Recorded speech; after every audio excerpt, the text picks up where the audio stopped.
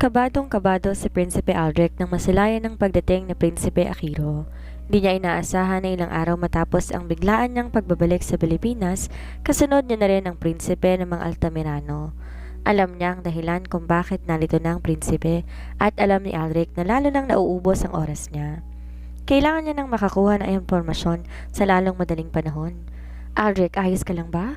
Nag-aalala na tanong ni Atasha. Di niya na namalayan na nakatitig sa kanyang kasintahan at matama na inoobserbahan siya dalang isip niya nakatutok sa mga susunod na hakbang na gagawin niya. Oo naman babe, hayan ka na naman. Kasasabi lang ng kapatid mo sa'yo kanina na huwag mag-overthink. Ginagawa mo na naman. Nag-iisip ka na naman ng kung ano-ano na wala namang saysay. Sagot ni Aldrich kay Atasha. Lumapit siya sa nobya at ikinulong sa mga bisig niya si Atasha. Gusto niya na maramdaman ni Atasha ang pagmamahal niya. Walang salitang maapuhap ang prinsipe na sasabihin. Ang nais lamang niya manatili si Atasha sa kanyang mga bisig dahil napupuno ng takot ang puso niya. Hindi niya alam kung hanggang kailan sila magiging ganito na maayos ang samahan. Hindi niya alam kung hanggang kailan niya makakapiling ang prinsesa at si Ashira. Kahit alam ni Aldrich sa kanyang sarili na handa siyang ipaglaban ang kanyang pagmamahal para sa prinsesa, hanggang sa dulo hindi naman niya masigurado kung yun din ba ang nais ni Atasha. Hindi siya sigurado kung hanggang sa dulo ba magiging kasangga niya ang nobya, at lalo na hindi siya sigurado kung siya ba ang pipiliin ng babae na mahal niya o mas nanaisin itong buuin ng pamilya kasama ang kanyang kapatid. Babe, mahinang tawag ni Atasha sa kanya habang patuloy pa rin sila na magkayakap. I'm sorry. Bigla ang pagbangon ng kaba ni Prinsipe Aldrich sa mga sandaling iyon. Hindi niya alam kung anong inihihingi ni Atasha sa kanya ng tawad. May nagawa ba si Atasha? Nakipagkita ba ang babae kay Colton nang hindi niya alam?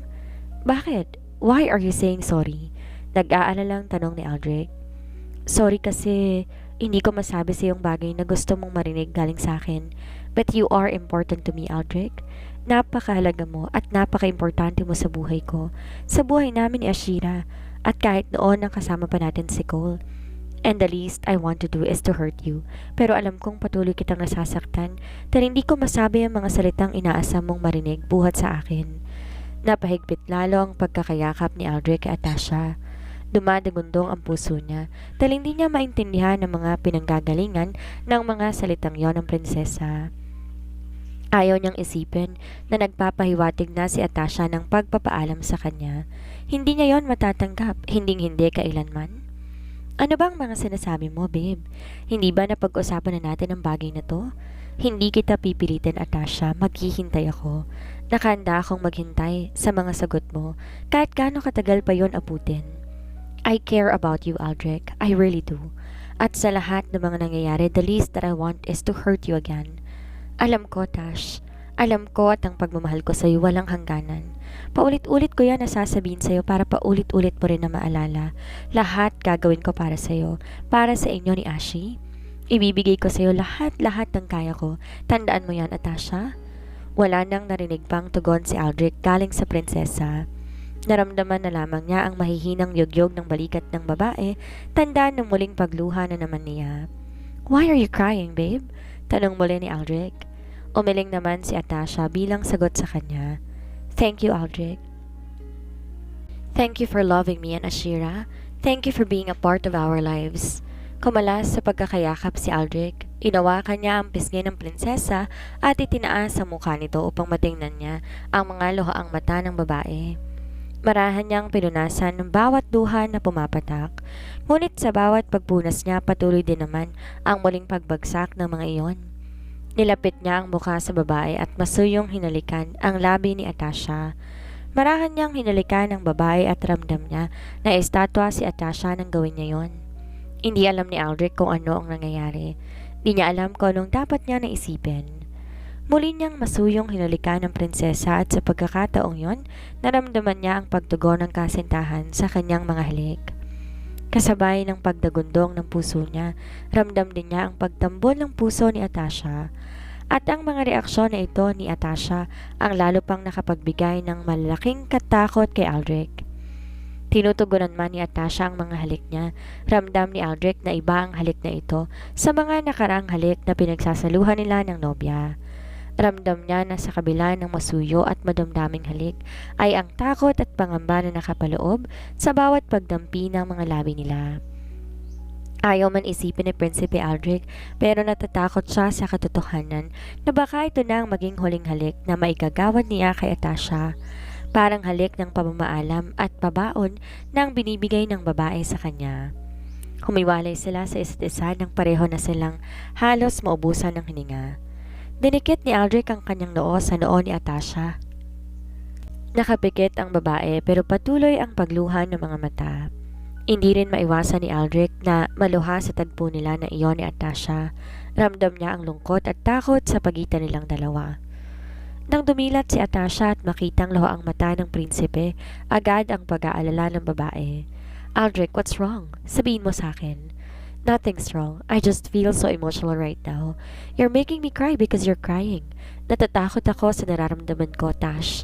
Sobrang takot ko. Please stay with me. Malalagpasan natin to, Atasha. Kaya natin tong lagpasan na magkasama. Kung ano man yon, we can get through this. You, me, and Ashira together as a family. Walang naging tugon si Atasha kundi ang mahigpit na yakap para sa kanya. Gulong-gulo si Aldrich ng mga oras na yon.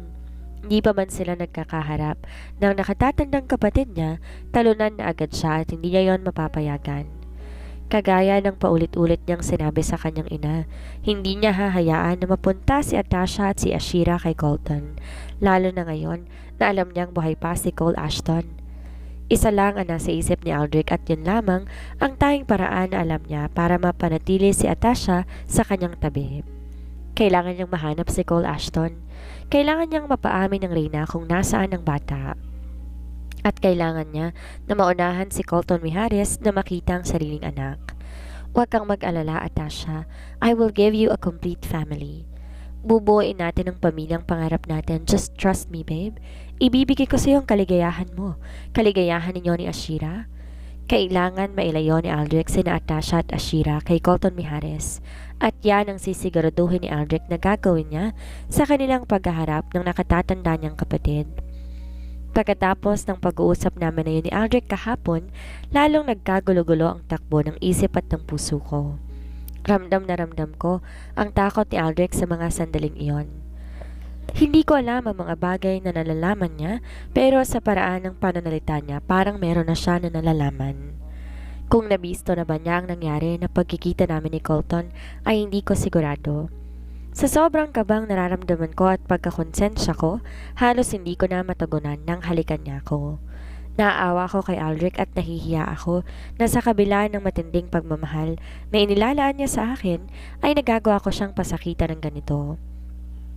Ang malaking bahagi ng isip ko naguhumiyaw na manatili kay Aldrich. Siya ang naging kaagapay ko sa lahat ng sakit at ng pagluha ko. Hindi lamang siya tumayo bilang ama ng mga anak ko kundi para ko na rin siyang naging asawa. Siyang katuwang ko simula nang magbuntis ako hanggang sa may panganak ko ang kambal. At alam ko nang tugunin ko ang mga halik ni Colton noong nakaraan, isang pagtataksil na ang nagawa ko kay Aldrich. Sa kabila ng di pagsang-ayon ng isip ko sa mga nagiging kilos ko, ay ang patuloy naman ng pakikipaglaban ng puso ko. Ayaw na nitong muling isuko at talikuran si Colton. Kahit anong gawin ko, si Colton ang isinisigaw ng bawat pagtibok ng puso ko. At kagaya ng pangarap ni Colton na sana, kahit ngayon lang siya naman ang piliin ko, ganon din ang nais ng aking puso.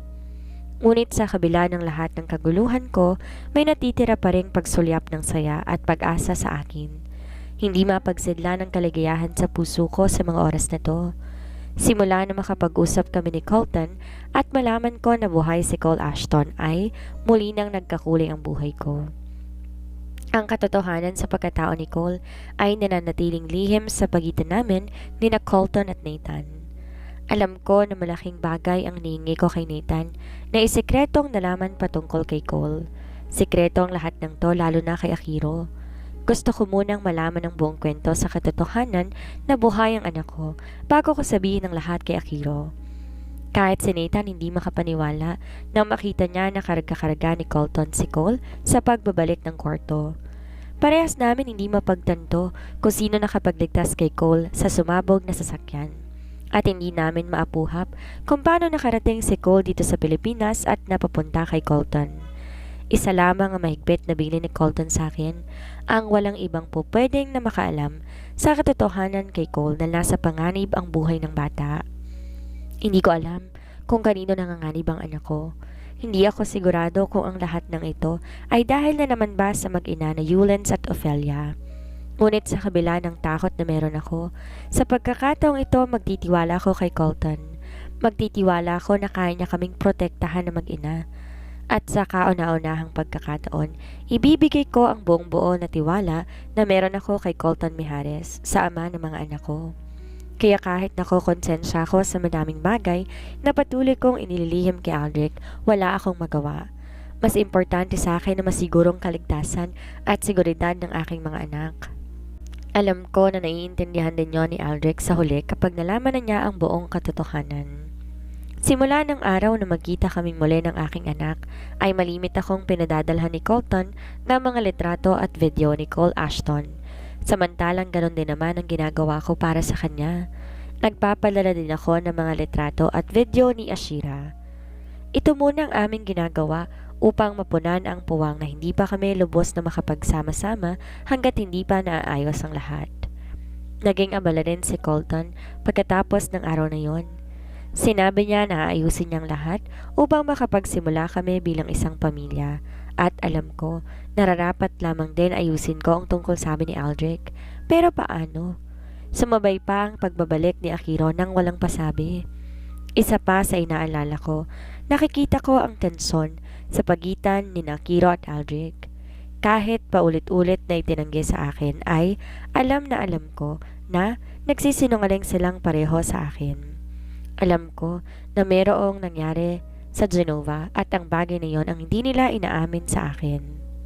Tinunghayan ko ang natutulog na si Ashira sa may kama. Ilang buwan na nga lamang at mag-iisang taon na sila ni Cole Ashton.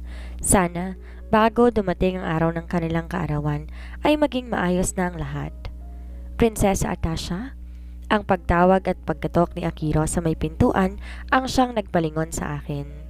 Lumakad ako sa pintuan upang buksan iyon. Yes, Aki? Bati ko sa kanya. Sumunod siya sa akin papasok, diretsong umupo sa gilid ng kama. Hinalikan pa niya sa noo si Ashira bago pa sila humarap sa akin. Good morning, dear sister. I decided to check on you bago ko umalis. Di na tayo nakapag-usap kahapon pagkadating ko, sabi niya habang nakatunghay lamang sa akin. Lumakad ako at tumabi sa kanya at naupo rin ako sa may gilid ng kama. Saan ang punta mo ngayong araw? Tanong ko. Sa kumpanya, I have to talk to Vincent at sa iba pang executives. You can stay at home while I'm here. Nangunot ang noo ko nang sabihin ni Akiro yon. Iba talaga ang pakiramdam ko lalo't nadadagdagan ng paghihinala ko dahil sa mga naging aksyon ni Akiro. Akiro, ano ang itinatago mo sa akin? Nanggigigil na tanong ko. Halata ang gulat ni Aki sa tinuran ko ngunit agad pa rin siyang ngumiti pabalik sa akin. Ako ang presidente, Atasha, at ang utos ka sa'yo'y manatili ka dito kasama ni Ashira at Aldrich. Pilit ko na binabasa ang emosyon niya. Pilit kong tinitingnan kung nagsasabi ba siya ng totoo sa akin. What? Muli ay tanong ni Aki. Bakit ba pakiramdam ko ang dami mo nang itinatago sa akin? Sigurado ka ba na ako ang may itinatago? Baka ikaw ang may hindi sinasabi sa akin, Atasha. Kinabahan akong bigla sa sinabi ni Akiro. Alam ba niya na nag-usap kami ni Colton? Alam ba niya na buhay si Cole? Bakit ba laging ako na lang kailangan na magtago at magsekreto sa mga taong nagmamahal sa akin? Wala akong itinatago, Akiro. Huwag mong ibahin ang usapan. And what's with you and Aldrich? Madiin kong sagot upang mapagtakpan ang dagundong ng dibdib ko. What's with us? Hindi ba dapat ang tanong ko ay what's with you and Aldrich? Nakita raw kayo ni Kayden kahapon. May problema ba kayo? Problema? Wala. Ano namang problema? Yan si Kayden kararating lang dito kung ano-ano nang sinasabi. Napaka-chismoso. Bumalik na nga kayo sa Genova? Tumayo ako pagkasabi noon at pilit naghahanap ng mga kalat ni Ashira na maaari ko nang ligpitin upang hindi matuon sa akin ang atensyon ni Akiro. Atasha, Tawag ni Akiro sa akin na hindi ko namalayan na naupo na sa may sofa. Kalma, Atasha. Lalo kang mahahalata ni Akiro. Nakatitig pa rin sa akin si Akiro habang nakatayo sa may harapan ko. Di siya nagsasalita, tahimik lamang kong pinagmamasdan habang ang mga kamay nakakrus sa kanyang dibdib. Aki, stop staring. Atasha, muli seryoso niyang tawag sa akin. I will ask you this just once and I want you to be honest with me. Na mga sandaling iyon, gusto ko nang magising si Ashira upang maputol na ang pag-uusap namin na ito ni Akiro. Hindi ko na kinakaya pa ang mga tingin ni Akiro dahil may hinagap ako kung ano ang nais niyang tanungin pero ayaw niya yung aminin sa sarili. You're acting weird, Akiro. Tumigil ka na dyan. Kunwari naiinis pa na sabi ko. Seryoso ko, Atasha. Answer my question. Are you still in love with Colton Mijares? Answer this question. Para ako nabingi sa tanong na iyon ni Akiro at ang mga salita na iyon ay parang echo na umulit-ulit sa tenga ko. At kahit alam kong kasagutan ay hindi ko masabi ang totoo sa mga oras na ito. Atasha, uulitin ko ang tanong. Mahal mo ba si Colton Mijares? Muling tanong ni Akiro na wala siyang narinig na pagtugon sa akin sa unang beses niyang pagtanong. Pinalamigan ako ng buong katawan. Hindi ko alam kung anong dapat kong gawin sa sandaling ito. Di ko masiguro kung nararapat ko bang sabihin kay Akiro ang katotohanan. You can lie to me, Atasha. Lie all you want. Pero alam na alam mo sa sarili mo ang sagot sa tanong ko. You can never lie to yourself at kahit paulit-ulit mong itanggi, iba ang nakikita ko sa'yo. Kaya sagutin mo ang tanong ko, Tash. Hindi kita huhusgahan. Dahil wala akong karapatan na gawin yon. Gusto ko lamang na maging totoo ka sa sarili mo. Wala pa mang salitang lumalabas sa mga labi ko. Nauna na naman ang pagpatak ng luha ko. Di ko maiwasan na lagi na lamang maiyak. Nagiging libangan ko na ba ang pag-iyak? Nag-aalala na lumapit sa akin si Akiro nang makita ang pag-iyak ko. Shh, little sister, bakit ka umiiyak? Tinatanong lang kita, Tash. Ayokong patuloy kang magsisinungaling sa sarili mo. Mas lalo na, lalaki ang kaguluhan at problema kung patuloy mong itatago ang totoo mong nararamdaman. Kung patuloy mong lolokohin ang sarili mo. Umupo si Akiro sa aking tabi at agad kong isinandal ang ulo ko sa kanyang dibdib. Huminga muna ako ng malalim bago nagsimulang magsalita. I am Akiro, and I am in love with Colton Mijares. Mahal ko siya noon pa man at patuloy ko siyang minamahal kahit na alam ko na mali.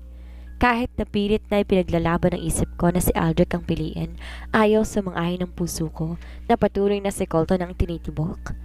Naramdaman ko ang banayad na paghagod ni Akiro sa aking likuran. Pilit niyang pinapakalma ang aking damdamin.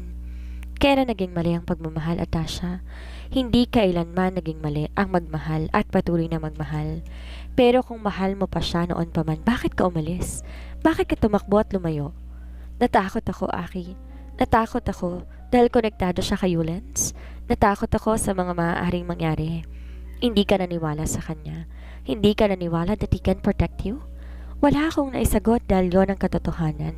Yan din na naging usapan namin ni Colton nung isang araw. Alam ko na tayong pamilya ko lamang ang makakaprotekta sa amin dahil parte kami ng royal family. Do you trust him now? Muli tanong ni Akiro.